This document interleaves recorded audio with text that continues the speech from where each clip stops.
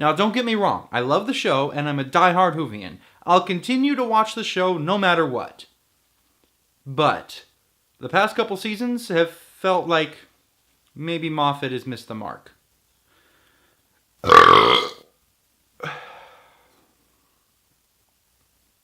Hey, guess what? This is my theme song.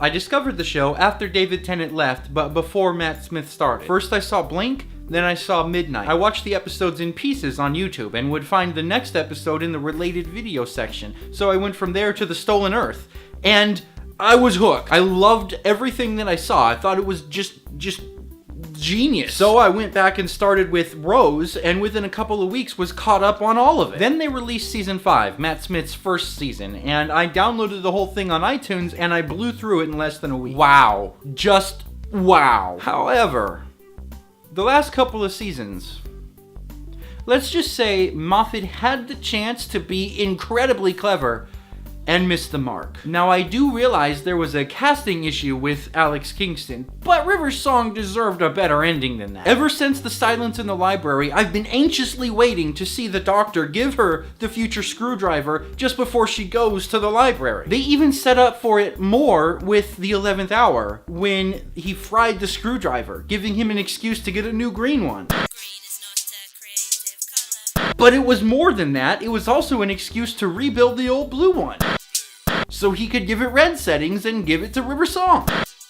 But when she says goodbye in the name of the Doctor, she just says, "Goodbye, sweetie," and then disappears. And that's it.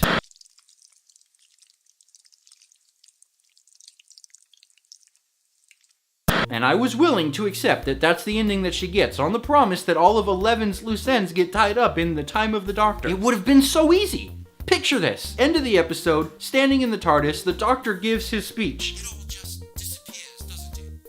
Like breath on a mirror. Camera cuts to another shot. The Doctor's monologue becomes a voiceover, and we see the Doctor knocking on a door. The door opens, and it's River Song, and she looks excited to see the Doctor. But then we see, and the Doctor looks sad to see her. Then we cut to a shot from behind of the two of them sitting down like at a picnic with their backs to the camera, and in front of them we see what they're looking at, and it's the tower. The towers, what is it? The Singing Towers of Beryllium, I think is what it's called. So we see that they're at a picnic and they're looking, or they're sitting there looking at these towers, or standing there, that would work, it doesn't matter. Then we cut to in front of them and we see the Doctor give her the screwdriver, and she looks happy.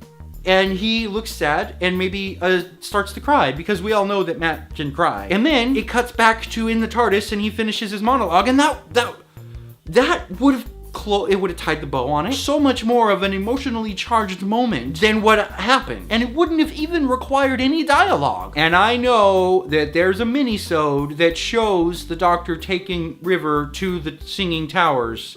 And there's, like, in the TARDIS, multiple different rivers crossing time streams. I get that. I saw that episode. But that just felt like he shot at the target and missed the target a little bit. It shows that he's aware that this loop, but the mini-sodes, I feel like they shouldn't be part of the lore. They shouldn't be part of the canon. If you can't put it in the episode, don't put it. Or put it in the episode. There's so much in the episode that didn't need to be there. I mean, look, 10 got to travel back and go on a tour of all the characters that had been throughout his entire season. Say goodbye to them all. Why couldn't 11 get a few extra seconds to say goodbye to his wife? I hate to say it, but because of that, I kind of stopped trying to predict the show. As much as I want to predict, as much as my brain is already making predictions, like how the end of season 8 was all a dream, I'll explain that one in a minute, I don't think it's a good thing when your audience starts lowering their expectations.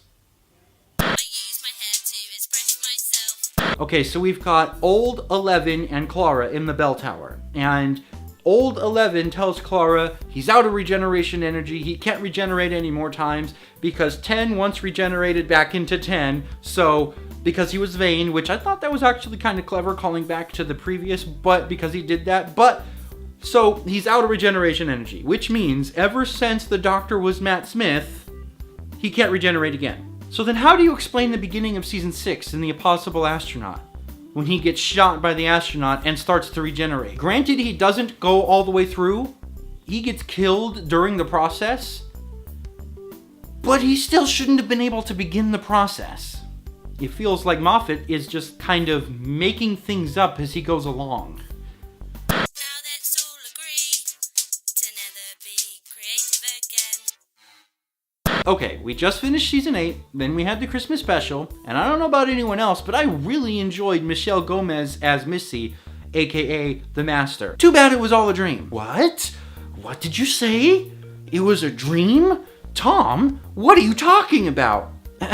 Well, if you watched the Christmas episode last Christmas, which, okay, I did enjoy, felt very Inception-y with the multiple layers of dreams and the reference to the facehuggers from Alien. There's a horror movie called Alien? That's really offensive. No wonder everyone keeps invading you. When at the end, when the Doctor wakes up, he is in the same red mountain that we see him in the beginning of Darkwater. That leads me to believe that in that red mountain in the beginning of Darkwater is when he first gets attacked by the dream crab. Then, in the Christmas episode, whenever Santa shows up, it means it's a dream. So then, at the end of A Death in Heaven, the second half of Darkwater, the last thing you see is Shanta. The last thing you see is Santa showing up in the TARDIS. That's right. Season 8, finale, was a dream. Whoception. Ooh. Ooh. Doctor Who. Doctor Who. Doctor Who. Doctor Who. Doctor Who. You didn't know that the theme song had lyrics, did you? I did.